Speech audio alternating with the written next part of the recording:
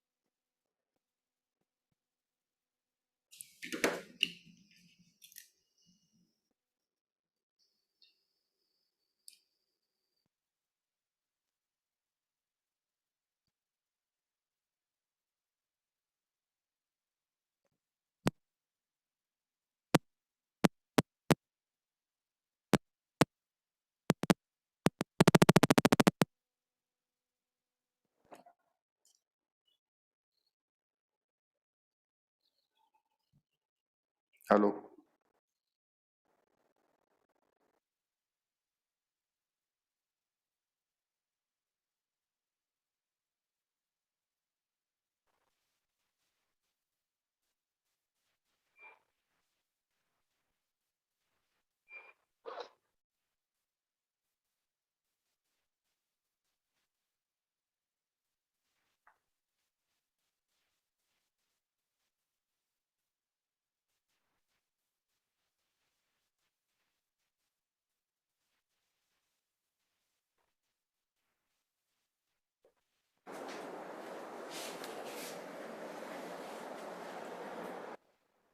Hello, चलिए शुरू कर देते हैं। काफी लोग आ चुके हैं।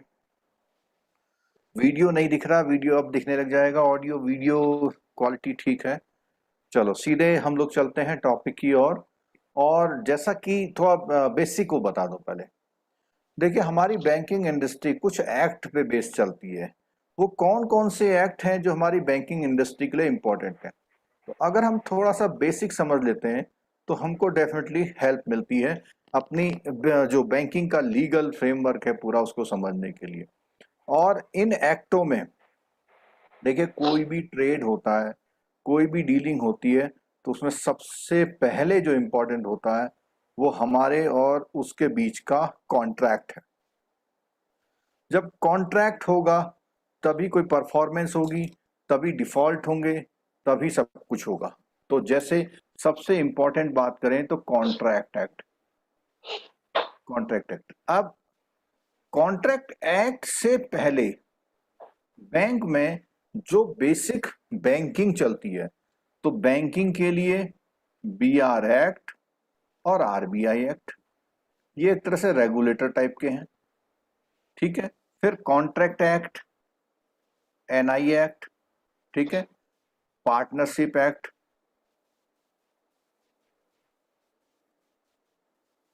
और आपका property transfer of property act, मैं खाली प्रॉपर्टी एक्ट लिख रहा हूँ। ठीक है, आपका मॉर्टगेज, मॉर्टगेज तो इसी में आ जाएगा। और जो कुछ एक्ट बैंक को हेल्प करते हैं, जैसे अभी हमने पढ़ लिए सरफेसी, सरफेसी, डीआरटी, ठीक है, consumer protection act, sales of goods act, banker books of evidence act. तो इस तरह से ये बेसिक एक्ट हमने कुछ रिकवरी वाले पढ़ लिए, कुछ सेल्स वाले पढ़ लिए, लेकिन ये जो सीरीज शुरू होगी मॉड्यूल डी की, ये पूरी कॉन्ट्रैक्ट एक्ट पे बेस है। और ये जो कॉन्ट्रैक्ट एक्ट है, तो इसको चैप्टर में जो नाम दिया गया है कॉन्ट्रैक्ट एक्ट को, essential of contract act, essence meaning and essential of a contract. Contract क्या होता है? अगर आपको कॉन्ट्रैक्ट नहीं समझ में आ रहा तो डिफरेंट टाइप के कॉन्ट्रैक्ट आप नहीं समझो, और कॉन्ट्रैक्ट डिफरेंट टाइप के होते हैं, ठीक है। Contract of guarantee, contract of indemnity, ठीक है। तो इस तरह कई सारे तरह के कॉन्ट्रैक्ट एक्ट होते हैं। सबसे पहले कॉन्ट्रैक्ट क्या होता है? देखिए, जब भी कॉन्ट्रैक्ट होता है सबसे पहले दो लोग चाहिए। सबसे पहले दो लोग चाहिए, एक इधर और एक इधर, यानी कॉन्ट्रैक्ट बिटवीन टू पर्सन होगा और मोर देन टू पर्सन होगा, ठीक है। अब पर्सन का मतलब individual, financial institution, organisation, trust, कोई भी हो, कोई भी बॉडी हो, कंपनी हो, उनके बीच में कॉन्ट्रैक्ट होगा। लेकिन ये कॉन्ट्रैक्ट कब? सबसे पहले इनके बीच में एक ऑफर आता है, ऑफर को एक्सेप्ट किया जाता है तो वो प्रॉमिस बन जाता है, ठीक है। और वो प्रॉमिस कॉन्ट्रैक्ट कब बनेगा ये हमें सीखना है। मतलब every promise is not a contract, every offer is not a contract, every acceptance is not a contract. कुछ इसेंशियल है उसके, कुछ बातें उसमें होनी चाहिए, तभी हम उसको कॉन्ट्रैक्ट का नाम देंगे। यानी एग्रीमेंट तो बहुत सारे हो सकते हैं, लेकिन वो कॉन्ट्रैक्ट है एज पर लॉ, वो बताना होगा, ठीक है। तो इसकी लोग पढ़ते हैं, आगे बढ़ते हैं इसमें।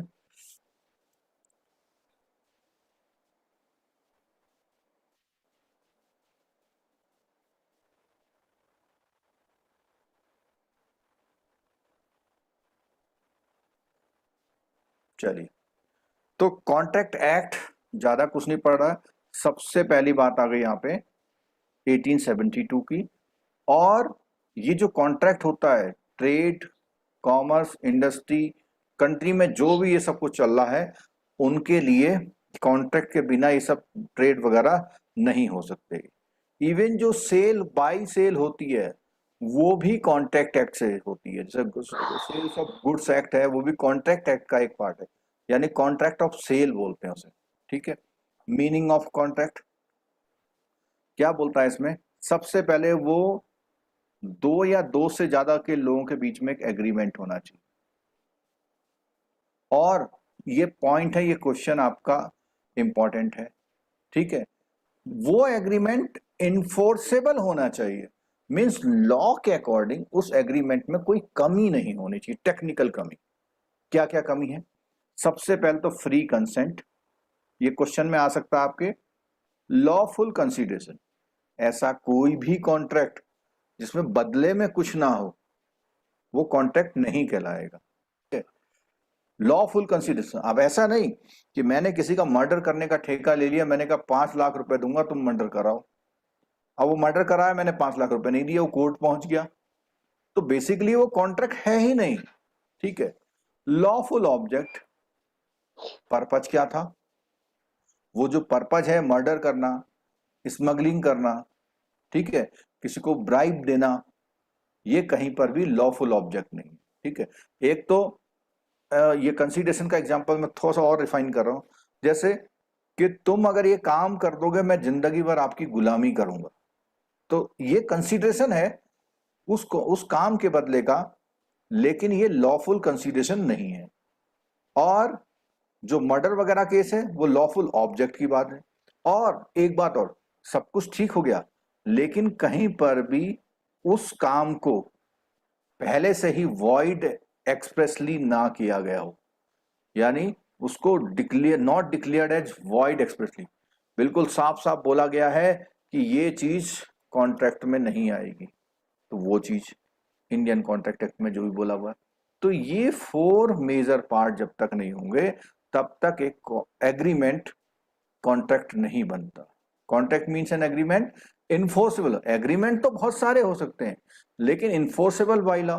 और उसमें दो बातें हैं, एक बात तो ये क्या है कि फ्री कंसेंट से सबके बीच में एग्रीमेंट होना चाहिए, और वो फ्री कंसेंट से होना चाहिए, लॉफुल कंसीडरेशन, लॉफुल ऑब्जेक्ट, और वो किसी भी कोर्ट लॉ ने उसको वो नहीं। तो कोई भी एग्रीमेंट अगर लॉ की इन्फोर्सिबिलिटी में आता है तभी हम उसका नाम कॉन्ट्रैक्ट बोलते हैं, तभी हम उसको कॉन्ट्रैक्ट कह सकते हैं।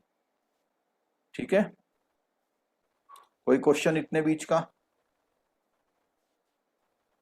चलो आगे बढ़ते हैं।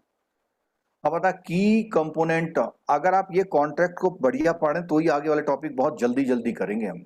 की component to form a contract, एक कॉन्ट्रैक्ट को फॉर्म करने के लिए, बनाने के लिए कौन कौन से वो चाहिए कंपोनेंट। तो क्या बोलता है इसमें, होता है प्रपोजल। सबसे पहले क्या चाहिए?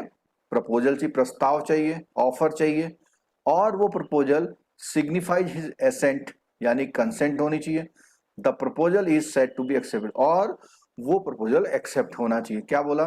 Proposal becomes a promise when accept, जैसे ही उसको एक्सेप्ट करेंगे, यानी प्रपोजल या ऑफर, प्रपोजल को जैसे ही एक्सेप्ट करेंगे तो यहां पे इन दोनों को मिला दिया जाए तो ये बन जाता है हमारा प्रॉमिस। ठीक है, अब इसमें दो पार्टी हो गई, प्रपोजल देने वाला और लेने वाला। अब इसमें एक बात ध्यान कि ए और बी ये प्रपोजल कोई भी बना सकता है, यानी इधर से इधर को भी बन सकता है, इधर से इधर को भी, क्योंकि जब ये दोनों लोग एक्सेप्ट करते हैं उसी पॉइंट ऑफ टाइम पे इसका कोई वैल्यू होता है, किसी एक के इनिशिएशन से कुछ नहीं होता। तो वो कंडीशन क्या है कि ए ने इधर को कुछ करा, बी ने इधर को कुछ करा, कोई भी, अब उसको एक्सेप्ट कर लिया, तब ये प्रॉमिस बनता है। तो अब इसमें दो बातें, जो इनिशिएट करता है उसको बोलते हैं प्रॉमिसर, इस केस में इसको बोलेंगे प्रॉमिसर। दो केस है, एक केस में ए ने इनिशिएट किया ये, और जो एक्सेप्ट करता है प्रॉमिसी वो ये हुआ, और दूसरे वाले केस में ये हुआ। तो कोई भी प्रॉमिसर या प्रॉमिसी हो सकता है। ठीक है, वैलिड कॉन्ट्रैक्ट होने के लिए वो जो प्रपोजल है, ऑफर है, उसकी एक्सेप्टेंस की बात आई यहाँ पे। तो एक्सेप्टेंस में क्या है? Must accept the proposal, when proposal is accepted it becomes a promise, और ये प्रॉमिस हो जाता है। An agreement is an accepted proposal, तो एग्रीमेंट, इसी प्रॉमिस को हम लोग क्या बोलते हैं? एग्रीमेंट बोलते हैं। ठीक है, इसी प्रॉमिस को जब लोग एग्री हो जाते हैं तो एग्रीमेंट बोलते हैं। और अगर ये एग्रीमेंट एनफोर्सेबल होता है तो ये कॉन्ट्रैक्ट बनता है। जितने लोग भी लाइव क्लास देख रहे हैं इस समय, उनसे रिक्वेस्ट है कि देखो ये आपको लॉ तो नहीं करनी है, लेकिन आप अगर ये बेसिक कॉन्सेप्ट समझ रहे हैं, अगर ये बेसिक कॉन्सेप्ट समझ रहे हैं तो डेफिनेटली ये आपको बेनिफिट कर, अगर आप बेनिफिट समझ रहे हैं तो। अच्छा, कुछ क्वेश्चंस आए हुए हैं।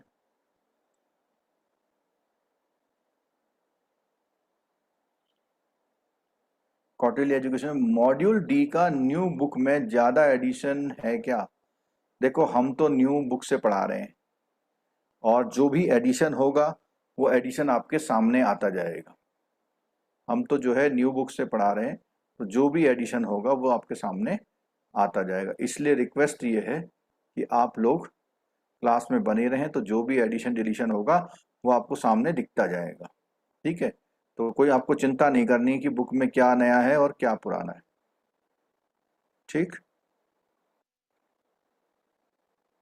और यूनिट नंबर है आगे पीछे हो सकती है, लेकिन उससे कोई फर्क नहीं पड़ता।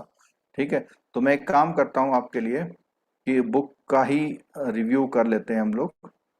तो बुक से क्या होगा कि वो जो डाउट है आपके वो दूर हो जाएंगे। ठीक है,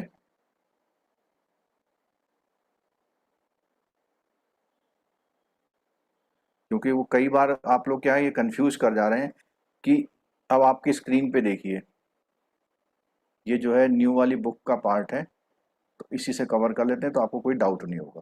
ठीक है, अब ये देखो यूनिट नंबर यहाँ पे 41 आ गई, क्योंकि कोई यूनिट जब ऐड हो जाती है तो वो यूनिट नंबर उसके आगे पीछे हो जाते हैं। तो आप लोग टॉपिक के नेम से समझ लीजिए, आप लोग टॉपिक के नेम से पकड़ लीजिए हम क्या पढ़ा रहे हैं। ठीक है,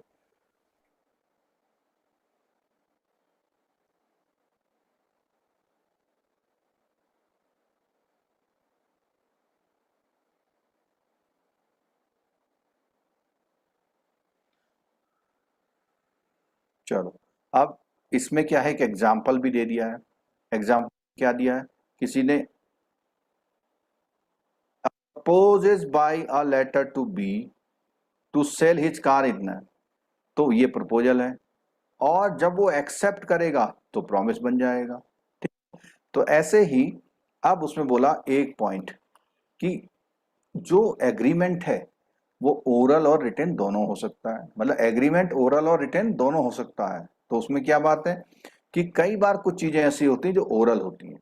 ठीक है, certain law an agreement is required to be writing only and is also required to be registered and attested।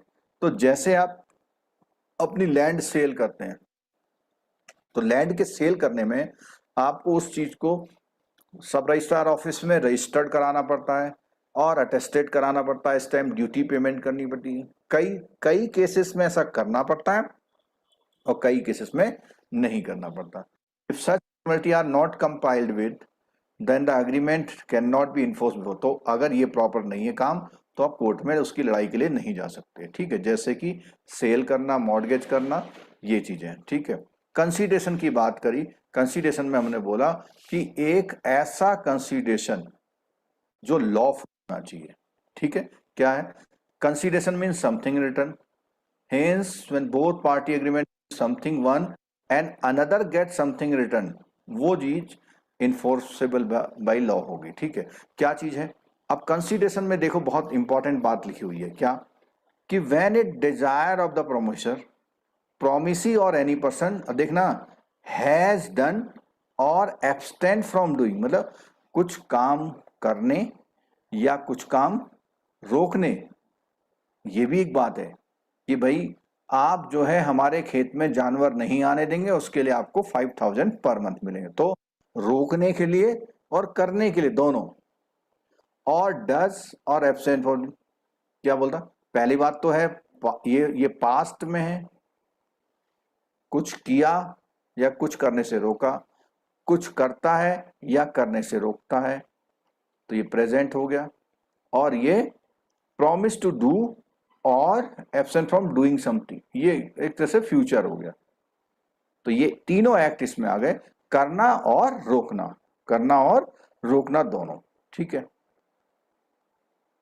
अब इसमें एग्जाम्पल दिया हुआ सिंपल, कोई इसमें जरूरत नहीं है हमें इसको करने की। लॉफुल कंसीडरेशन आप समझ गए। It has to be remember that agreement without consideration is void. Void means it is no legal effect and is not enforce. Void का मतलब जिसकी कोई लीगल रूप से कोई अहमियत नहीं है। Void, null and void, zero है शुरू। ठीक है, और यहीं पे एक वर्ड आता है एब इनिशियो, कोई इसका मीनिंग बताएगा? आपके में कहीं कहीं आएगा ये एब इनिशियो। एक तो नल एंड वाइड, शुरुआत से जो वाइड होगा। हाँ, एब इनिशियो का मतलब होता है जिस दिन वो शुरू हुआ था तभी से मरा हुआ है, मतलब वो शुरू हुआ ही नहीं कह ली। और नल एंड वाइड आगे जाके हो सकता है। ठीक है, नल एंड वाइड जीरो। अब कहता है कुछ केसेस में विदाउट कंसीडरेशन भी होता है, जैसे शादी होना। ये बोला ना, an agreement made out and natural love affection. इसके लिए कोई बदले में वो नहीं है कि मैं आपसे शादी करूंगा तो मैं आपको हर महीने 10,000 रुपए दूंगा, ऐसा कोई एग्रीमेंट नहीं लिखा जाता। ठीक है, उसमें कोई कंसीडरेशन है ही नहीं। Between parties standing near relation to each other, कभी दोस्तों में, रिश्तेदारों में, और which is in writing and register. तो कई सारी चीजें क्या होता है, कुछ चीजें होती हैं जो ओरल होती हैं, कुछ राइटिंग में रजिस्टर्ड होती हैं। जैसे ये वाली जो इसमें कंसीडरेशन नहीं है लेकिन फिर भी रजिस्टर्ड हो रही है, तो ये कौन सा एक्ट, कॉन्ट्रैक्ट है? मैरिज। मैरिज रजिस्टर्ड भी होती है ना, लिखित भी होती है, रजिस्टर्ड भी होती है, लेकिन ये कंसीडरेशन नहीं है इसमें। ठीक है, इसमें एग्जांपल दिए हुए। Free consent. फ्री कंसेंट का मतलब क्या है? कोई दबाव दे के नहीं होना चाहिए। पर लगा बंदूक कान में रखी और बोला यहां साइन कर और ये मान ले ये जमीन अब मेरी हो गई, या ये काम मैं करूंगा और पैसे नहीं दूंगा, ऐसा कुछ भी। तो उसमें क्या, consent is said to be free when it is caused by coercion as defined in 15, undue influence भाव में as defined in 16, और fraud 17, misrepresentation 18, और mistake प्रोविजन 20-21। तो ये कुछ एक्ट हैं, कॉन्ट्रैक्ट एक्ट हैं, उसके बताया गया। ठीक है, consent is said to be when it would not have been given but for the existence of such coercion. अब क्या है, कई बार क्या होता है कि कंसेंट जो दी गई है is to be so caused when it not, मतलब ऐसा कुछ नहीं हुआ था, कंसेंट को वो बोला था जो इनके बिना हो। Consent to an agreement is caused by, और अगर इनके उससे होता है तो कॉन्ट्रैक्ट क्या होता है, वॉइडेबल। मतलब अभी वॉइड नहीं है, लेकिन जैसे ही बाहर आया वो तो उन्होंने कहा भाई ये तो हमने उस समय वैसे किया था। ठीक है, इलस्ट्रेशन हो गया इसमें। कैपेसिटी टू कॉन्ट्रैक्ट, अब कोई आदमी क्या कॉन्ट्रैक्ट कर सकता है, तो इसके लिए कुछ पॉइंट है जो आपके लोन्स वगैरह में आती है। सबसे पहला कौन सा है, section 11 lays down that every person is competent to enter contract if, कोई भी कॉन्ट्रैक्ट तब हो सकता है जब वो मेजोरिटी में आ जाए, साउंड माइंड का हो, और उसको किसी कॉन्ट्रैक्ट ऑफ लॉ, किसी लॉ डिस्क्वालिफाइड नहीं किया। अब लॉ किसको डिस्क्वालिफाइड करता है, जो लोग इंसॉल्वेंट हो जाते हैं, इंसॉल्वेंट के बाद आपका दिवालिया होते हैं, इंसैन हो जाते हैं, पागलपन जिनको हो जाता है, माइंड काम नहीं करता, वो माइनर के लिए बोला गया है 18 ईयर्स तक वो कॉन्ट्रैक्ट नहीं करेगा, उसके बाद करेगा। ठीक है, अब यहां देखना, a minor is a person who has not attained the 18 years irrespective of whether a guardian is appointed by the court. तो माइनर को बोला हुआ है ये। ठीक है, और अपॉइंटेड होता है तो वो उसका 21 साल होता है। अब देखो, agreement is by minor is void ab initio, आ गया वॉइड एब इनिशियो, शुरुआत से माइनर ने करा तो उसका कोई वो है ही नहीं उसका। ठीक है, और इसके पीछे प्रिंसिपल क्या है, minor is not suppose to have mature judgement and hence he can not decide what is, उसे पता ही नहीं क्या सही है और क्या गलत है। तो एक इसमें केस का लीडिंग केस है बीबी और धर्मोदास घोष का। क्या हुआ इसमें, minor borrowed a certain sum और as a security to repay it give मॉडरेट, कुछ प्रॉपर्टी उसको दे दी। Minor sued a setting aside the मॉडरेट, उसने कहा, माइनर ने केस डाल लिया कि भाई ये मॉडरेज गलत है।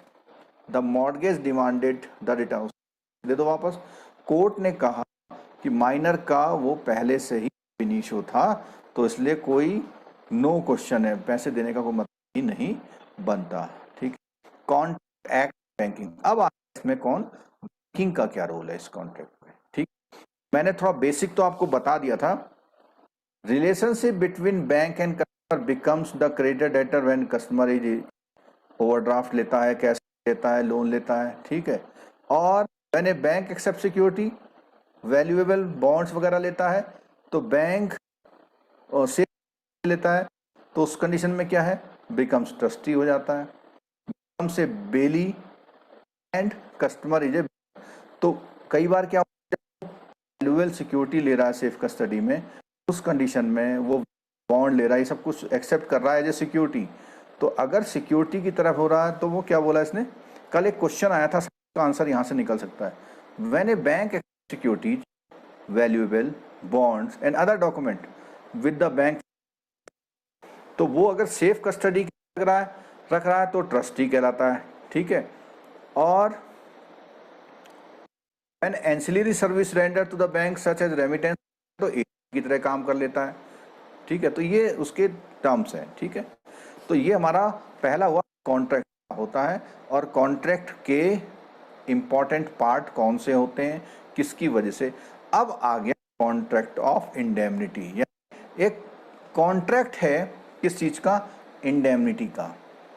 ऐसे ही कॉन्ट्रैक्ट ऑफ गारंटी, ऐसे ही कॉन्ट्रैक्ट ऑफ सेल, ये आपके सिलेबस में है। तो कॉन्ट्रैक्ट ऑफ इंडेमनिटी क्यों, इसको बोलते हैं क्षतिपूर्ति, यानी कोई ऐसा कॉन्ट्रैक्ट जिसमें कोई नुकसान हो जाए, लॉस हो जाए, और ये लॉस कैसा हो सकता है, कई तरह का है। लॉस क्या है, या तो हेल्थ का हो जाए, ठीक है, या आपके लाइफ का हो जाए, या आपकी प्रॉपर्टी का हो जाए, ठीक है, या आपके सिक्योरिटी का हो जाए, सिक्योरिटी मीन स्क्रिप्ट, ठीक है, किसी भी चीज़ का जब लॉस हो रहा है तो उसकी भरपाई होती है, लेकिन इन सब की भरपाई ऐसे नहीं होगी कि अगर मेरा आपकी गाड़ी से एक्सीडेंट हो जाए तो आप मेरे वहाँ 10 दिन तक झाड़ू लगाओगे, ये नहीं। इसकी सबकी क्षतिपूर्ति फाइनेंशियल टर्म में होती है, फाइनेंशियल टर्म, ठीक है, और स्क्रिप्ट गुड्स को अवेलेबल कराना। आप किसी को मजदूरी नहीं करा सकते, उसको जेल में नहीं डाल सकते, ये सब चीजें उसमें नहीं होती हैं, ठीक है। अब देखिए क्या क्या चीजें हैं इसमें। सबसे पहले आ गया कॉन्ट्रैक्ट ऑफ इंडेमनिटी में क्या आता है। Contract of indemnity is a contract by which one party promise to save others from loss likely to be, जो उसको होने वाले उससे लॉस है। The loss can be either a contract of promise himself or by the conduct of other person. क्या वो loss जो है वो प्रॉमिसर की वजह से हो जाए या किसी और पर्सन की वजह से। इज ऑल्सो, अब यहाँ पे क्वेश्चन आ गया, प्रॉमिसर को हम लोग इंडेमनीफायर बोलते हैं, ठीक है। अब प्रॉमिसर कौन है, जैसे मान लिया LIC क्या है, प्रॉमिसर है, प्रॉमिस कर रहा है, ठीक है। The essence of any contract on indemnity is the assured must prove loss. लेकिन आपको इंडेमनिटी का फायदा तभी मिलेगा जब आप कहेंगे मुझे ये नुकसान हुआ है। आपकी गाड़ी का एक्सीडेंट होता है तो गाड़ी का फोटो दिखाते हैं ना। A contract to indemnify B against the consequences of any proceeding with C may make take against B in respect of a certain sum. अब देखो उसमें क्या है, वो कहता है which C takes against B, यानी सी को हमने बोल दिया बैंक, ठीक है, ये कोई एक्शन इसके अगेंस्ट में ले रहा है बी, ठीक है। तो उस कंडीशन में बी क्या हो गया, वो कॉन्ट्रैक्ट है, इंडेमनीफाई कर दिया सी ने, किसको, बी को। आगे देखिए, अब इंडेमनिटी होल्डर कौन था भाई, इंडेमनिटी होल्डर का मतलब हु इज इंडेमनीफाइड, ठीक है, हु इज इंडेमनीफाइड यानी जिसको लॉस रिकवर होना है, लॉस रिकवर।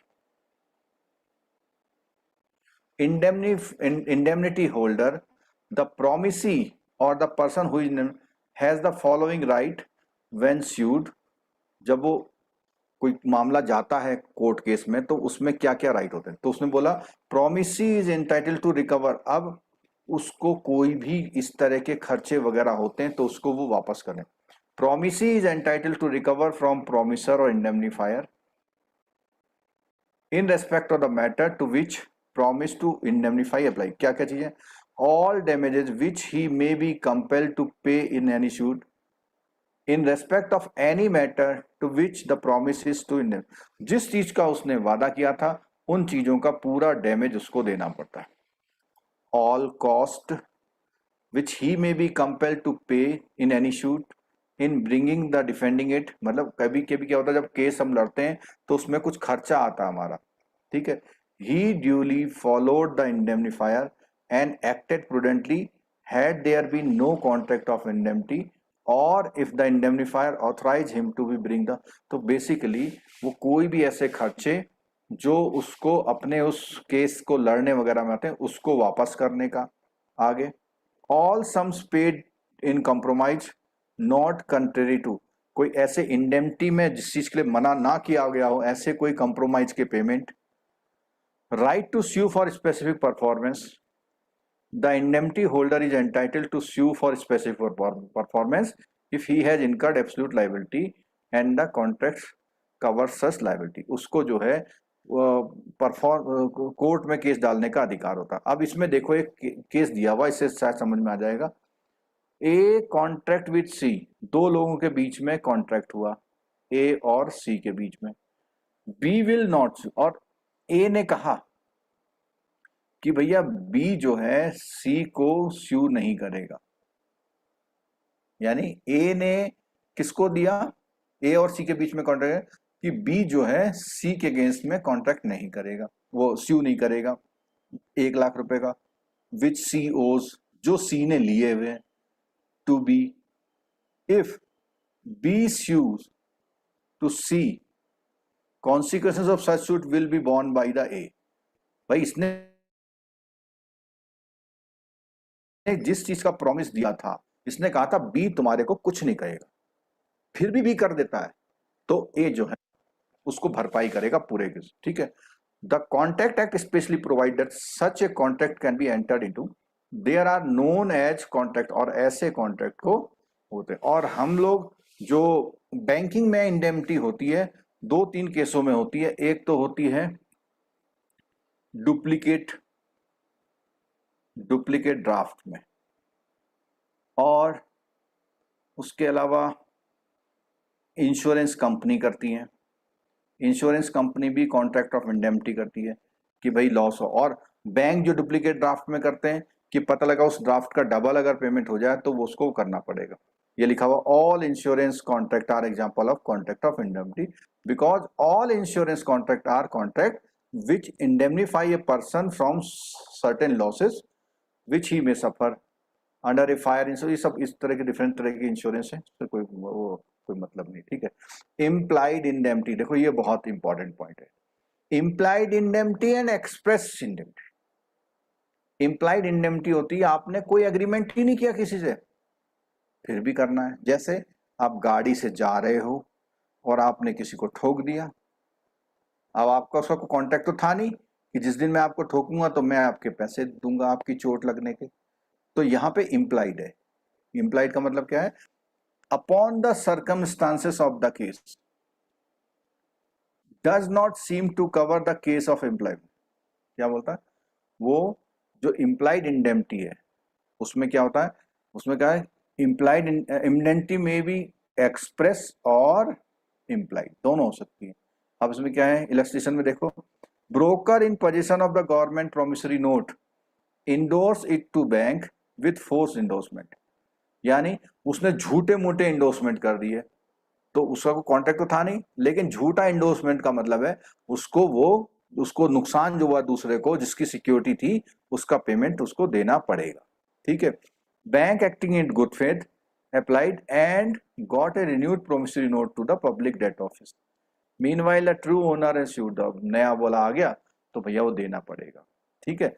तो sued the bank on an, तो बैंक ने अगर गलती से कोई पेमेंट कर भी दिया तो उसका तो नहीं था, भाई आपने गलती से किसी को पेमेंट कर दिया लेकिन जो ओरिजिनल ओनर है उसको तो पेमेंट देना पड़ेगा आपको, ठीक है। तो इम्प्लाइड है, तो उसमें क्या है, an act is done by person at the instance of another, such an act is not self manifestly tortious to the knowledge of the person doing, यानी कोई उसको जानकारी ही नहीं थी ऐसी कि हमारे बीच में कोई इंडेमनिटी है कुछ, such act turn to be injurious to the right of third person, लेकिन दूसरे को नुकसान हुआ, तीसरे को, person doing is entitle to an indemnity from him who requested that it should be done, तो यहाँ पर कि अगर उसने कोई काम कर दिया तो उसको वो देना।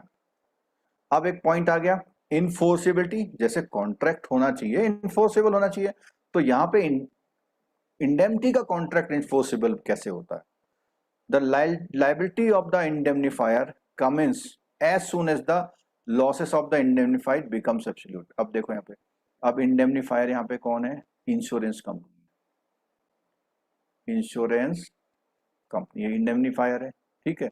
और जिसके पास पॉलिसी बॉन्ड है वो इंडेमनिटी होल्डर है, ठीक है। अच्छा ये बताओ, डुप्लीकेट ड्राफ्ट इशू होना है, डुप्लीकेट ड्राफ्ट इशू होना है तो बैंक क्या है इसमें, आंसर दीजिए। डुप्लीकेट ड्राफ्ट इशू होना है, बैंक क्या है इसमें,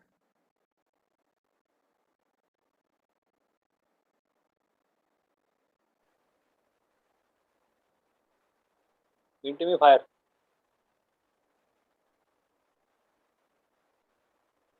बैंक इंडेमनीफायर है, देख लो गलत ना हो जाए। पिक्चर नॉट क्लियर में तो आप यूट्यूब का पिक्सल सेट कर लीजिए, हो जाएगा।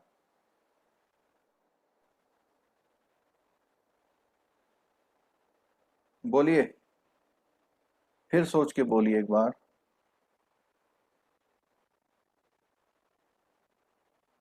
देखो दोनों आंसर आ रहे हैं, जिस जिस इंडेमनीफायर जिसके भी आ पास रहा में है, ड्राफ्ट है सर, इंडेमनीफायर।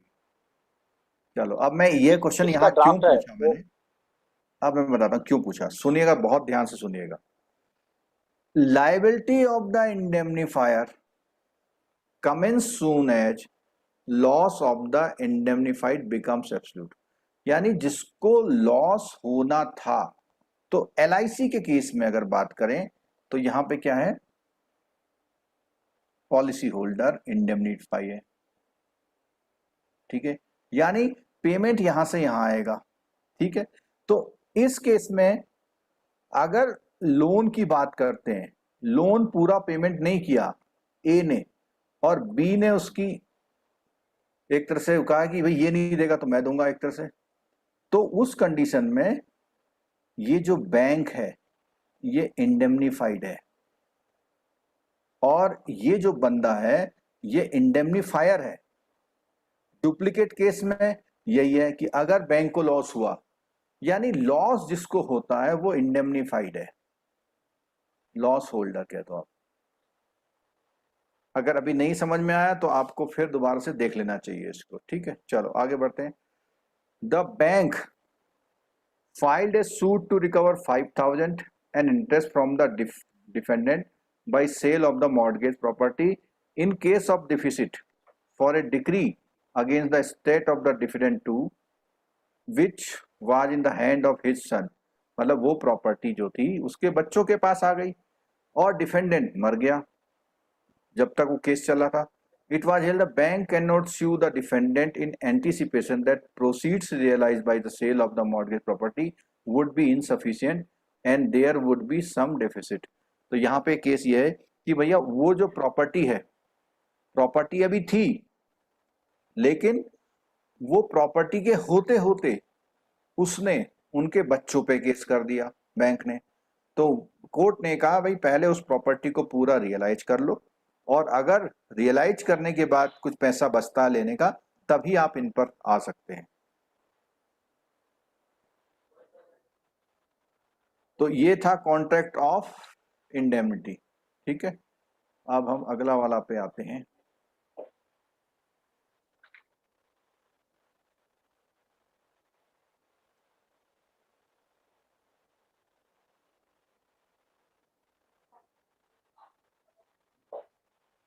एक बार अगर आप साथ में रीडिंग भी करेंगे तो भी आपको बेनिफिट मिल सकता है, और अगर आपने पढ़ रखा है तो अपने उसको रिवाइज करिए कि आपने जो पढ़ रखा था वो कैसा पढ़ रखा।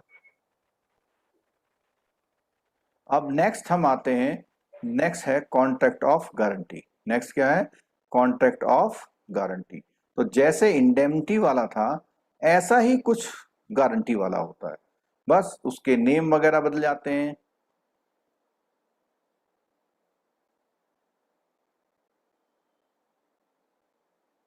ये सामने आप स्क्रीन पे देखिए, कॉन्ट्रैक्ट ऑफ गारंटी। जिनके पास पुरानी बुक है वो यहाँ देख सकते हैं, इनमें बहुत बदलाव नहीं हुए हैं, ठीक है।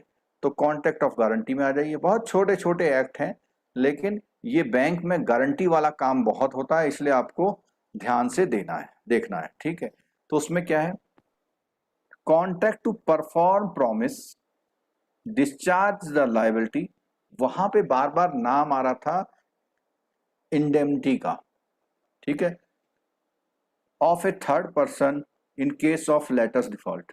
यानी दो लोगों के बीच में कुछ हुआ है, उसमें तीसरे वाले को लाते हैं, वो दूसरे वाले के लिए कुछ बोलता है। क्या बोला, ए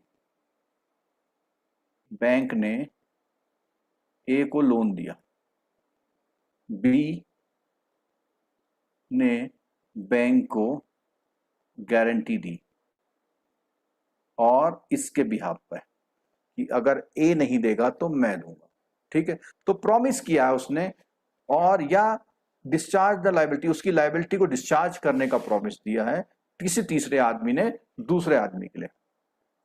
अ गारंटी में भी आइदर ओरल और रिटन। अब ओरल कैसे होती है, होता है अरे जा बाजार चले जाएगा तो कुछ यहाँ नुकसान होगा तो मैं देख लूँ, ओरल है ये, ठीक है। Question whether a particular contract contract of indemnity और गारंटी। अब देखो यहां पर है कि इंडेमनिटी और गारंटी में कैसे फर्क करते हैं, तो the examining the language of the document, कौन सा डॉक्यूमेंट उन्होंने बनाया है और क्या उसका ट्रांजेक्शन है, ठीक है।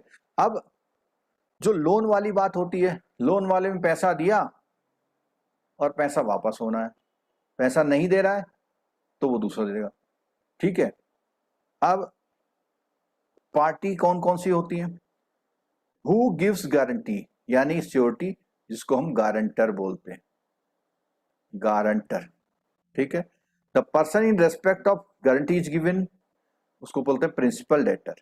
तो यहां ये बात आ गई है कि जिसको पैसा, जिसका डूबने का चांस है उसको दी जाती है किसी तीसरे आदमी से। The person whom guarantee is given is called the creditor. The person, तो यहां पर बैंक, एक मिनट रुकिए, हुज डिफॉल्ट द गारंटी, इसको बोलते हैं बोरोवर, और द पर्सन टू हुम, जिसको गारंटी दी जाती है उसको बोलते हैं बेनिफिशियरी या क्रेडिटर।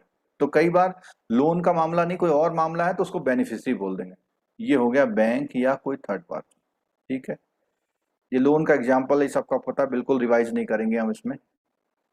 यहां देख लो, इसमें एक पॉइंट आता है, it is important to note that the contract does not end here, यानी अगर गारंटर, सॉरी बोरोवर ने पेमेंट नहीं दिया बैंक को, गारंटर ने दे दिया, तो काम खत्म नहीं होता है। ये जो गारंटर है ये उस पे क्लेम कर सकता है। ये जो हमने फिगर बनाई थी यहाँ पे, यहाँ देखिए, ये फ्यूचर डेट में, मैं इसका कलर चेंज करता हूं जरा, मान लिया इसने पेमेंट कर दिया, ठीक है। अब वो इस पर स्यू कर सकता है कि भैया मैंने बैंक का तो दे दिया, अब तुम्हारा पैसा मैंने दिया इसलिए मैं आप पर केस कर रहा हूं। तो गारंटी कॉन्ट्रैक्ट में ये अलाउड होता है, गारंटी कॉन्ट्रैक्ट में ये अलाउड होता है, ठीक है। इसको एक बार और देख लीजिए, B can after he paid the amount to C, यानी बैंक को दे दिया अगर, तो वो ए से वो पैसा ले सकता है जिसके बिहाफ पे दिया। This is the unique feature of the contract, ये कॉन्ट्रैक्ट ऑफ गारंटी का यूनिक फीचर है। अच्छा, कॉन्ट्रैक्ट ऑफ इंडेमनिटी में कितने लोग होते हैं, 2 लोग होते हैं। कॉन्ट्रैक्ट और गारंटी में एटलीस्ट 3 लोग होते हैं, तो इसीलिए 3 लोग होते हैं तो वो तीसरे पे चले जाता है। लेकिन कॉन्ट्रैक्ट ऑफ इंडेमनिटी में 2 ही लोग होते हैं, तीसरा कोई है ही नहीं सीन में, तो ये सीन नहीं आता वहां पे, ठीक है। वहां पे दोनों लोग आपस में बात करते हैं। There are actually 2 separate agreement each between the 2 party. The first in express contract between the person standing guarantee and the person to whom guarantor is made is creditor. The second agreement is between the person who is being guaranteed, यानी कर्जदार और and the security. तो 2 agreement, यहां इसने बताया कितने agreement, 2, ए bank और guarantor. तो यहां पर एक एग्रीमेंट तो है, ये जो पहला वाला है, इसका एग्रीमेंट किसके साथ है, देखो इसका श्योरिटी का, इसको श्योरिटी बोल रहे हैं हम, श्योरिटी का बैंक के साथ है कि वो नहीं देगा मैं दूंगा, और एक इनके साथ है कि अगर मैंने आपका पैसा दे दिया तो मैं आपका पैसा बाद में आपसे ले लूंगा। और ये कौन सा कॉन्ट्रैक्ट है, इसको बोलो, इस पॉइंट को ध्यान दीजिए जरा, ये कौन सा कॉन्ट्रैक्ट है, इम्प्लाइड इम्प्लाइड इम्प्लाइड जो वर्ड है वो एक ऐसा वर्ड है जिसके लिए कोई स्पेसिफिक डॉक्यूमेंट नहीं बनाया जाता है। अगर स्पेसिफिक डॉक्यूमेंट बनाया जाएगा तो उसे एक्सप्रेस्ड बोलते हैं, बिल्कुल साफ साफ लिखा हुआ। और इम्प्लाइड क्या है, जो लिखा हुआ नहीं है, लेकिन भाई आप एक बार बताओ कि आपने बैंक को पैसा दिया, इसका पैसा दिया ना, तो आपका राइट है कि आप, श्योरिटी का राइट है कि वो बोरोवर से, बोरोवर का मतलब यहाँ पे डेटर से पैसा ले ले, ठीक है। Essence of the guarantee is the guarantor agree to discharge his liability in the happening of one event. कुछ अगर ऐसा होगा तो वो देंगे, कब? या तो प्रिंसिपल लेटर फेल हो जाए, उस कंडीशन पे the surety should undertake to perform the promise or discharge the liability of a third person in case of default. एक और ये सिंपल बातें हैं कुछ यहाँ पे। अब यहाँ पे एक पॉइंट देखिए, a contract of guarantee must be supported by consideration and consideration between the creditor and principal debtor is valid. तो अब गारंटी किस काम की दी जाएगी? गारंटी उस काम की दी जाएगी जिसमें क्रेडिटर और डेबिटर के बीच में कोई कंसीडरेशन है। मींस हम आपको पैसा दे रहे हैं, आप हमको पैसे को इंटरेस्ट लगा के वापस करेंगे, ठीक है। And good consideration for the guarantee given by the surety. Injunction against the encashment of the bank guarantee without establishing fraud, irretrievable injustice not granted. तो यहाँ पे बोला कि जब तक कुछ ऐसा ना हो जाए कि कोई फ्रॉड केस ना आ जाए, injunction against encashment of bank guarantee without establish. तो अब जैसे मैं बताता हूँ आपको, कई बार क्या होता है, जैसे ए ने टीसीएस ज्वाइन करा और बैंक ने टीसीएस को गारंटी दे दी, तो ये कहता है कि टीसीएस बैंक से पैसा तब तक नहीं ले सकता जब तक वो ये ना बता दे कि भैया कुछ इसने फ्रॉड कर दिया है या कुछ इररिट्रीवेबल इनजस्टिस ना हो गया, मतलब उसने कोई ऐसा काम नहीं कर दिया, तब तक गारंटी एग्जीक्यूट नहीं होगी। आगे basic principle to be complied, क्या क्या होने चाहिए? All the principle and rules which apply the other contract, like consideration होना चाहिए, वैलिड कॉन्ट्रैक्ट होना चाहिए, और वही चीज कॉन्ट्रैक्ट ऑफ गारंटी में भी अप्लाई होती है। कंसीडरेशन में क्या है? एनीथिंग डन और एनी प्रॉमिस मेड, कुछ कर दिया या कोई प्रॉमिस करा है, for the benefit of principal debtor is a sufficient consideration to the surety for giving. तो कुछ ऐसा उनके बीच में होना चाहिए कि जिसके बदले में वो गारंटी दे रहा है, ठीक है। अब कुछ इलस्ट्रेशन दिखा रखे हैं इसमें, B request to A to sell and deliver to him the goods on credit, यानी कि मैं सामान दूंगा उधार, A agree to do so provided C will, तो उसने कहा कि मैं उधार तो दे दूंगा लेकिन मुझे क्या चाहिए, किसी की गारंटी चाहिए, तो उसने क्या करा, सी से गारंटी करा दी। C promise the guarantee for the payment consideration, A promise to deliver. तो अब जो इसने सी ने गारंटी दी वो ये दी कि आप जो पैसा है वो पैसा आने के बाद वो सामान आपके पास आएगा, तो ये कंसीडरेशन है, सिंपल। चलो, लायबिलिटी ऑफ द श्योरिटी, यानी गारंटर की क्या क्या रोल है।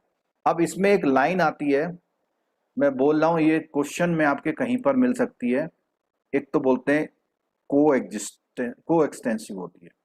को एक्सटेंसिव का मतलब कि प्रिंसिपल डेटर और जो श्योरिटी है वो पैरेलल गारंटी में चलते हैं, और एक बात और बोलते हैं जॉइंटली और सेवरली लायबल, यानी कोई भी बंदा बच नहीं सकता, और इसी को यहां बोला को एक्सटेंसिव, दोनों लोगों की गारंटी होती है एक तरह से, ठीक है। लायबिलिटी दोनों लोगों की होती है, किसके साथ, डेटर के, मतलब श्योरिटी की गारंटी वो अपनी तो है ही लेकिन साथ साथ डेटर भी है, unless it is otherwise provided by the contract, जब तक कॉन्ट्रैक्ट में ये प्रूफ ना हो जाए नहीं ये जो अब गलती है वो किसी एक की है। और surety is regarded as favoured debtor, भाई उसने डेटर को फेवर किया, this means that one if the principal debtor is unable to pay debt surety takes place, तो श्योरिटी जो है डेटर बन जाता है ये, ठीक है। There are any sum money owed by the principal debtor becomes payable by the COT. This includes even if the interest that principal debtor may owe to the creditor. Again, once the COT has paid the debt, he occupy the place of the original creditor. तो अब देखो, सुनो ये वाली बात को सुनो, वही तीन लोग हैं, इसने पेमेंट नहीं दिया, इसने दे दिया, तो ये जो है इसका प्लेस ले लेगा, यानी ये अब क्रेडिटर बन गया। अभी हमने पूछे बताया था ना कि क्रेडिटर बनकर इस पे केस कर सकता है, ठीक है, he can claim from the principal debtor. In the absence of the any provision otherwise contrary, the surety has no right of restrain an action against him by the creditor on the ground that principal debtor is insolvent and that the creditor may have relief against the principal debtor in some other proceeding। इस point को ध्यान से सुनिए जरा। In the absence of any provision otherwise, कुछ ऐसा जब नहीं लिखा हो उल्टा, the surety has no right to restrain an action against him by the creditor. Surety को कोई भी राइट नहीं है to restrain an action against him by the creditor. कब? अगर वो प्रिंसिपल डेटर इंसॉल्वेंट हो जाए, यानी इंसॉल्वेंट अगर वो हो गया है तो भी गारंटर को पैसा देना है, और अगर उसमें कोई गारंटी नहीं है और वो इंसॉल्वेंट हो गया तो बच जाता है। यानी अगर डेटर इंसॉल्वेंट हो गया तो इसका मतलब ये है कि भैया अब गारंटर का नंबर आ गया, और गारंटर भी इंसॉल्वेंट हो जाए तो नहीं मिलेगा फिर, ठीक है। Similarly, if the creditor has obtained any decree against the surety, the surety has no right to restrain execution against him until the creditor has exhausted his remedy। अब क्या मतलब इसका? उसने कभी कभी क्या होता है कि बैंक जो है गारंटर के अगेंस्ट ऑर्डर ले आता है, ठीक है, तो उसमें बोलता है the surety has no right to restrain execution against him until the creditor has exhausted his remedy against the principal। तो कई बार क्या उसने वो ऑर्डर ले आया, लेकिन फिर भी surety has no right to restrain execution against him until the creditor has exhausted his remedy against the principal. तो जब तक वो जो बैंक है वो लोन वाले के अगेंस्ट में सारे तरीके नहीं अपना लेता, तब तक जो है श्योरिटी को कोई भी राइट नहीं होता है अपना उसके अगेंस्ट कोई एक्शन लेने का, ठीक है। यानी जो बैंक है जब वो बोरोवर से नहीं वसूल पा रहा है, सारे तरीके अपना लिए उसने, और तब वो गारंटर से लेता है, तो गारंटर तब तक उस पर कोई राइट नहीं रखता है। कंटिन्यूइंग गारंटी क्या होती है? कंटिन्यूइंग गारंटी का मतलब एक सीरीज ऑफ ट्रांजेक्शन। उसने कहा हम दोनों के बीच में ट्रेड चलता रहेगा, और जब तक आप सामान टाइम से पहुंचाते रहोगे मैं आपका पेमेंट देते रहूंगा, और अगर ऐसा नहीं करता हूं तो तीसरे ने गारंटी ले ली, तो एक बार काम पूरा हो गया, दूसरी बार काम पूरा हो गया, तो जब डिफॉल्ट होगा तभी वो गारंटी कंटिन्यू में आ जाएगी। This type of guarantee not limited only one transaction. जब उसमें कई सारे ट्रांजेक्शन होते हैं, मैनी ट्रांजेक्शन भी होते तो होती, जैसे उसने कहा है एक दुकान है, दुकान में बोला A will be liable for debt incurred by A up to the given amount. तो वो आदमी कुछ ले जा रहा है, पेमेंट कर रहा है, ले जा रहा, पेमेंट कर रहा, ले जा रहा, लेकिन कहीं पे जाके उसने पेमेंट नहीं किया तो वो हो जाएगा। और लेकिन इस गारंटी को कहीं पर भी रिवोक किया जा सकता है। श्योरिटी कह सकता है भैया कल से अब इसको मत देना। तो कल से मत देने का मतलब क्या है? अभी तक का जो है वो तो गारंटर ने देना है। कई लोनों में होता है ना, गारंटर कहता है भाई चिट्ठी भेज देता है कि मैं उसका पैसा नहीं दे पाऊंगा, तो उस कंडीशन में क्या होता है, वो कंटिन्यूइंग गारंटी ब्रेक हो जाती है। लेकिन उस डेट तक के या उस लोन तक के सारे पैसे उसे देने पड़ेंगे, या तो कोई दूसरा गारंटर उसमें इंट्रोड्यूस हो जाए, और दूसरा गारंटर इंट्रोड्यूस भी होगा ना तो वो फ्यूचर के डेट के लिए इंट्रोड्यूस होता है।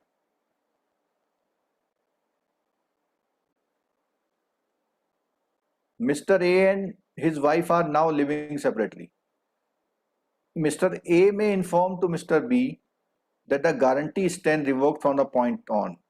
Then any debt incurred to Mr. A after such revocation would not be payable। मतलब उस कहानी उसके बाद जब आपने बोल दिया कि भाई अब नहीं करेंगे तो फिर आप नहीं कर सकते। ठीक है, चलो आगे देखते हैं। डेथ ऑफ श्योरिटी, कई बार क्या होता है गारंटर ही डेथ हो गया, तो गारंटर की अगर डेथ हो जाए तो क्या होगा। The death of the surety operates in absence of any contract or contrary as a revocation of the continuing guarantee so far। तो अगर उस गारंटी में लिखा ही नहीं है कि मेरे मरने के बाद मेरे बच्चे गारंटी लेंगे इसकी, तो उसके मरने के बाद वो गारंटी वहां पे रिवोक हो जाती है। ठीक है, generally all guarantee obtain by banks are continuing guarantee and the case of the death of surety guarantee would stand revoked for future transaction, वहां तक तो रुक जाती है। This is a precise reason when the information of guarantor death received bank prefer to break, तो bank उस account को running में नहीं रखता है। ठीक है, variance in terms of contract, यानी कुछ चेंज होना, उसमें कुछ बदलाव होना। अगर बिना गारंटर की कंसेंट से कुछ भी बदल देते हैं तो ये हेलो सर।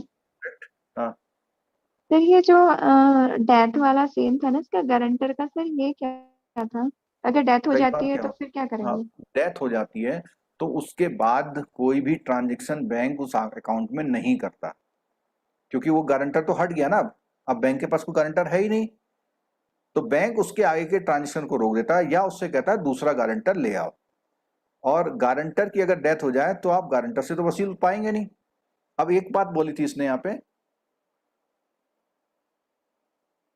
एक पॉइंट ये लिखा, in the absence of any contract to the contrary. अगर उसमें कोई ऐसी बात लिखी नहीं है, जैसे कॉन्ट्रैक्ट में लिखा हुआ है कि आपके बाद आपके बच्चे पैसा देंगे, तो गारंटर के मरने के बाद भी गारंटर की फैमिली उससे बच नहीं पाती।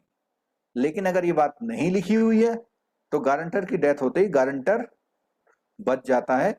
अब उसे दूसरा गारंटर देना होगा, तभी वो अकाउंट आगे चलाता है बैंक, और वो जो नया गारंटर आता है उसके करंट बैलेंस से आगे की गारंटी शुरू कर देता है। ठीक है, आगे है, हाँ कभी कुछ बदलाव कर दो आप तो बिल्कुल नहीं माना जाएगा।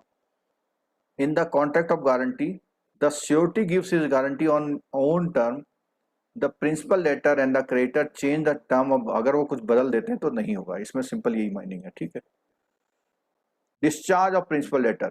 अब प्रिंसिपल लेटर कौन होता है? बोरोवर होता है। बोरोवर कब छुट्टी पाएगा? तो उसने बोला the creditor and the principal debtor by which the principal debtor release or by any act omission of creditor the legal consequence of which is discharge of the. तो जैसे ही बोरोवर को आपने फ्री कर दिया, बोरोवर को आपने no dues दे दिया, borrower को कहा भाई चलो अब आपसे नहीं वसूल रहे, तो समझ लो उसी दिन श्योरिटी भी फ्री हो जाएगा। इसीलिए नोटिस जब भी दिए जाते हैं तो हमेशा दोनों को दिए जाते हैं, मतलब हर काम में बोरोवर को शामिल रखा जाता है। ठीक है, फॉरबेरेंस टू सू, ये क्वेश्चन आ सकता है आपका। देखो जितने भी टेक्निकल वर्ड आते हैं जो आपको समझ में नहीं आते हैं वो आ सकते हैं। क्या बोलता है? Mayor forbearance on the part of the creditor to sue the principal debtor to enforce any other remedy against him does not discharge the surety unless the party had agreed for such discharge। क्या मतलब हुआ इसका? Example में देखिए, B owes to C a debt guaranteed by A, तो B A ने guarantee कर रखी है। However C does not sue B, यानी C जो है बैंक है, C कोई वो नहीं करता है, एक्शन नहीं करता है, और डेट क्या होता है? पेबल होता है।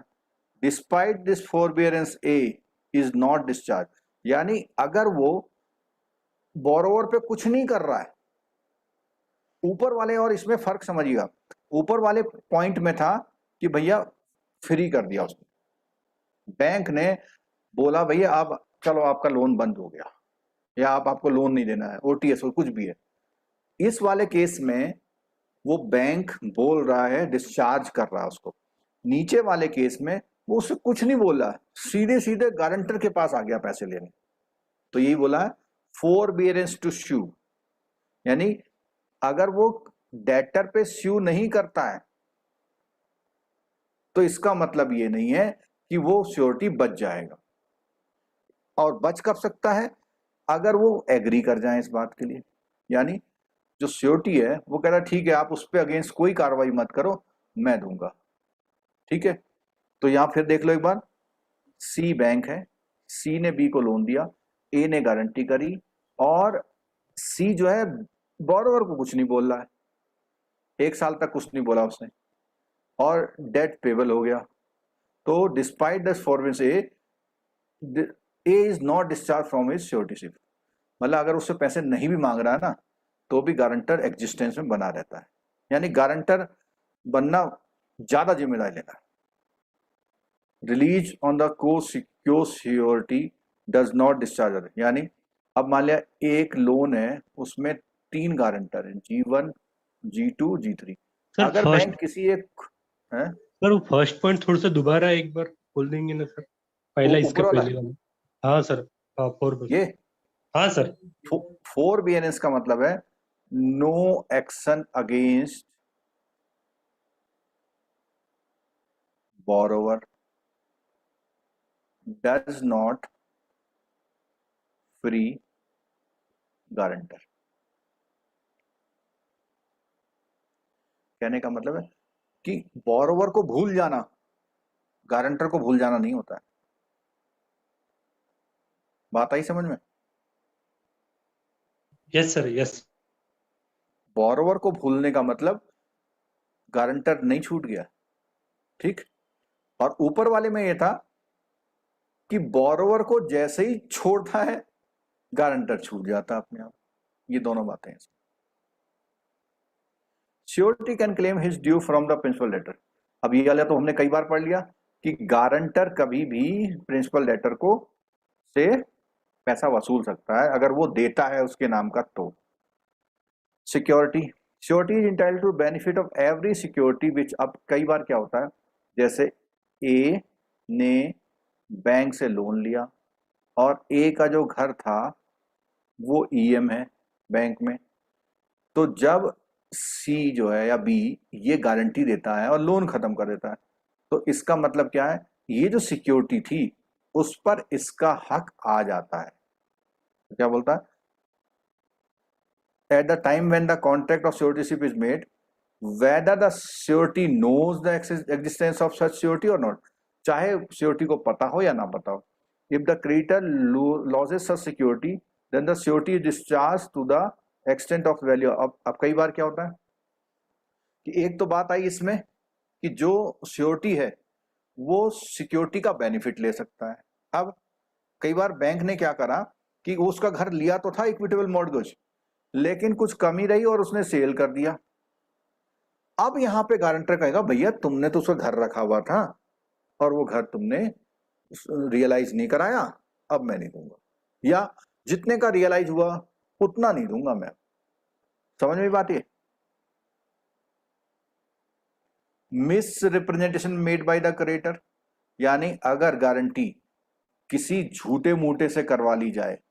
बैंक कई बार होता है ना, बैंक आप लोग क्या होते हैं, फील्ड अफसर होते हैं, आप ए बंदे को लोन दे रहे हैं, ए बंदा कहता है मैं बी बंदे को ला रहा हूं गारंटी कराने, लेकिन आप बताना मत कितने का लोन है, या आप बताना मत कि ये गारंटी हो रही है।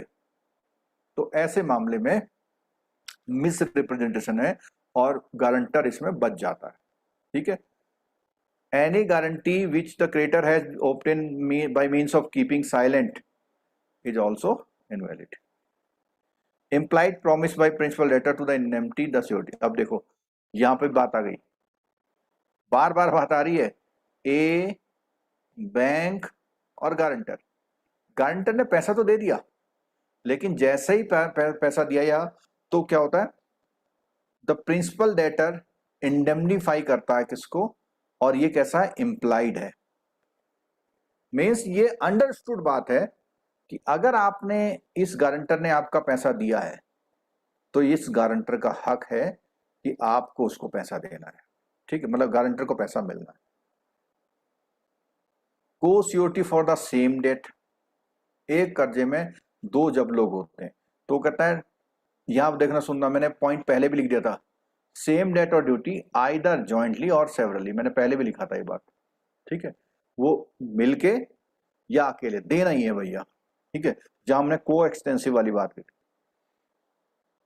Weather under the same different contract, whether with और without knowledge of the each other, the co-surety in absence of any contract contrary are liable as between themselves to pay the equal share. अगर मान लिया कुछ लिखा हुआ नहीं है तो आधा आधा मान लो, और लिखा हुआ है तो जितना लिखा हुआ उतना, ठीक है, और that part of which remains unpaid by the principal, और या जो बचा हुआ हो।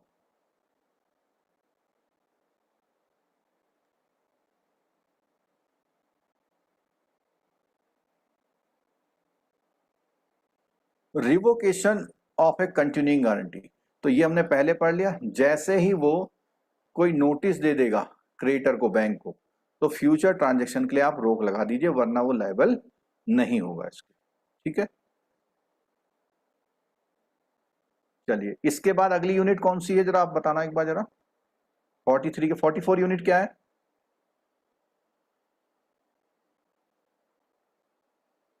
फोर्टी फोर यूनिट बताइए। Bailment, contract of bailment. Contract of bailment ना, अभी हमने कौन सी यूनिट करी? 43, कॉन्ट्रैक्ट ऑफ गारंटी। 43 और 44।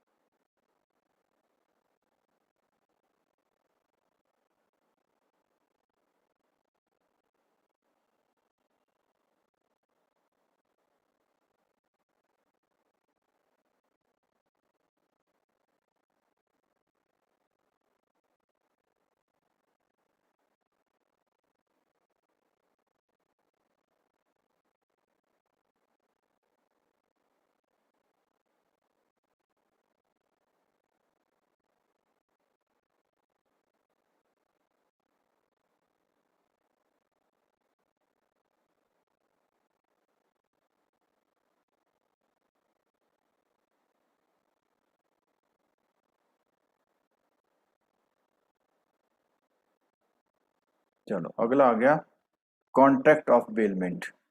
कॉन्ट्रैक्ट ऑफ बेलमेंट, तो कॉन्ट्रैक्ट ऑफ बेलमेंट का बात कब आती है? देखो, जब गुड्स आप कस्टडी में रखते हैं उस समय बेलमेंट की बात आती है। बेलमेंट यानी एक तरह से गिरवी रखना, delivery of goods to another for some purpose, किसी पर्पज के लिए गुड्स को रखना, ये क्या बेलमेंट है। तो इसमें क्या बात होती है? Delivering the goods is called baler, यानी यहां पे केस में क्या आ जाएगा? बोरोवर। बोरोवर, और जिसको दे रहा है वो है बैंक, ठीक है। मीनिंग ऑफ बेलमेंट का मतलब है सर्टेन पर्पज के लिए कुछ गुड्स देना किसी को, तो उस कॉन्ट्रैक्ट में क्या बोलते हैं? Contract of bailment.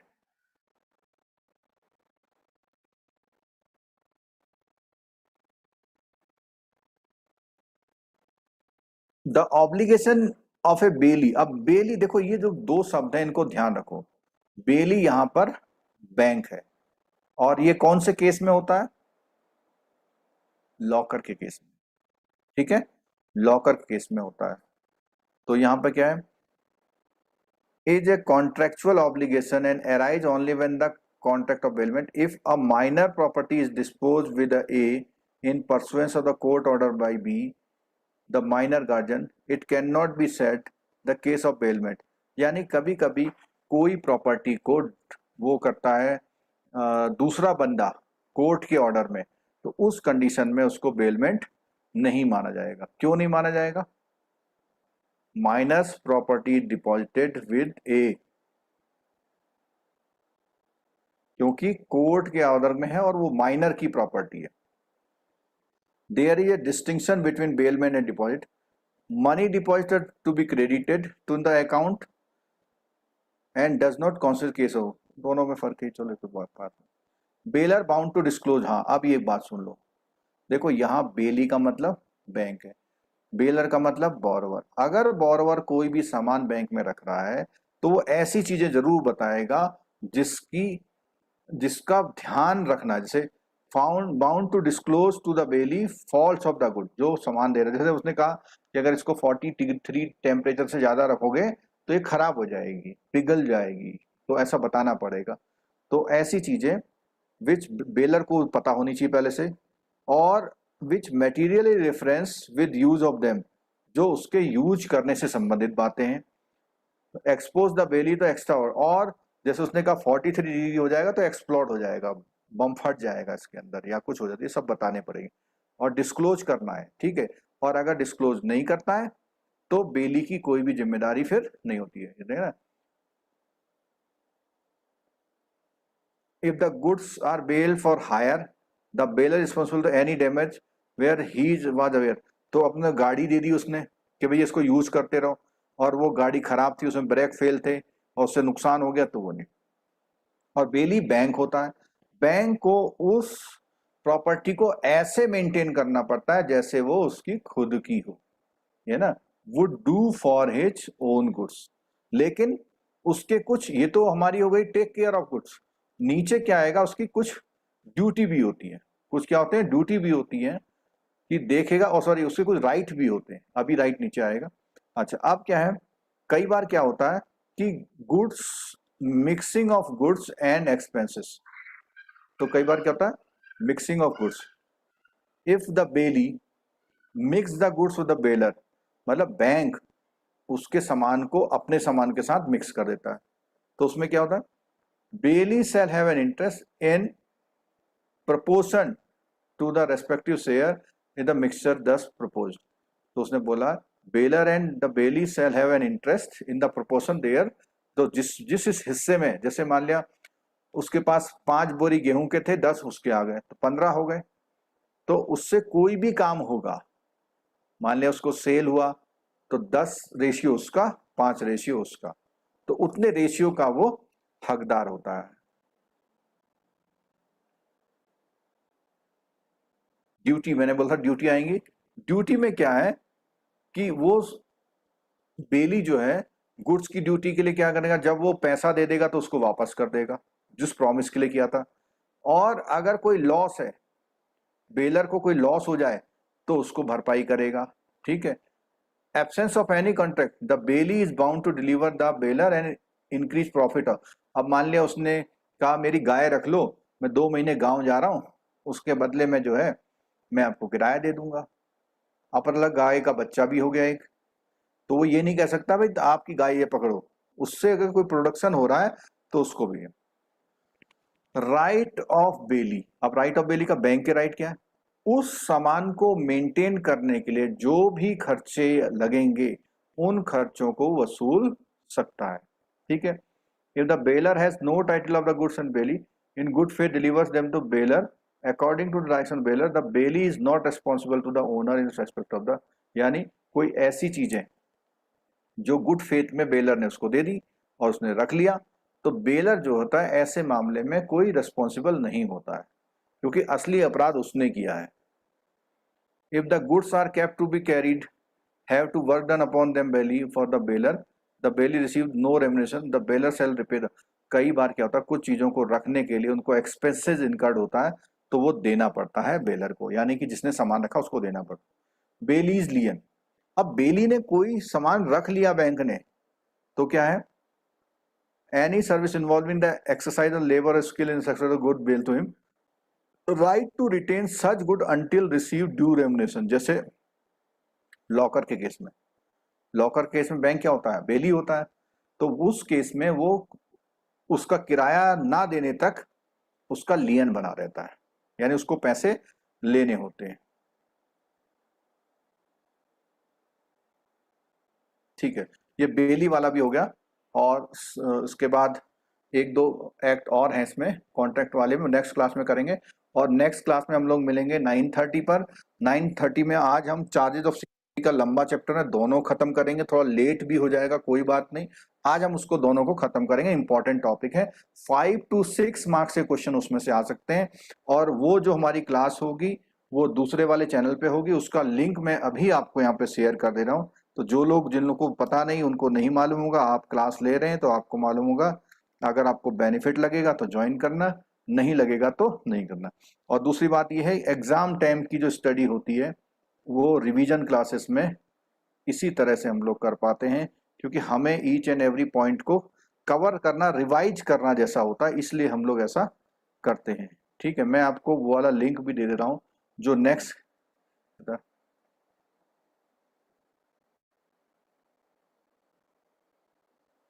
मैं नेक्स्ट लिंक दे रहा हूँ, अभी आप छोड़िएगा मत क्लास को।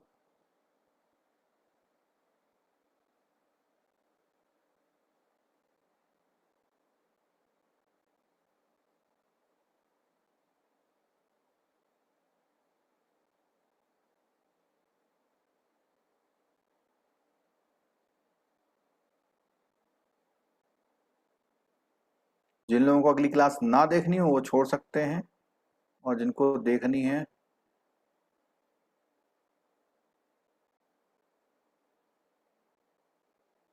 फ्राइडे को हम लंबी क्लास लेने की सोच रहे हैं बजाय सैटरडे को। सैटरडे को भी लेंगे, लेकिन फ्राइडे में काफी चीज कोशिश करेंगे कवर करने की।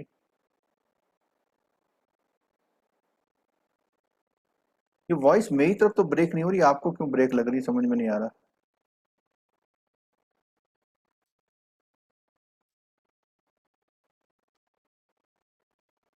अच्छा, इसमें कोई डी मॉड्यूल की क्लास मनीष गुप्ता जी कल होगी। कल डी मॉड्यूल ही रह गया हमारे लिए, आज शायद हम ये सी का ये वाला चैप्टर खत्म कर लेंगे। कल डी के ज्यादा चैप्टर कवर करेंगे हम लोग 2 क्लासेस में लगातार। और जिनके पुराने चैप्टर छूट गए हैं और वो रिवाइज करना चाहते हैं और एक जगह पर चाहते हैं, तो वो कोर्स, जो हमारा कोर्स है, उस कोर्स से भी परचेज कर सकते हैं। उस कोर्स से करेंगे तो सारे उनको लाइव क्लास जो है वहां पर मिल जाएंगे, उनके लिंक उनको। ठीक है, चलो, टुमारो भी होगी क्लास।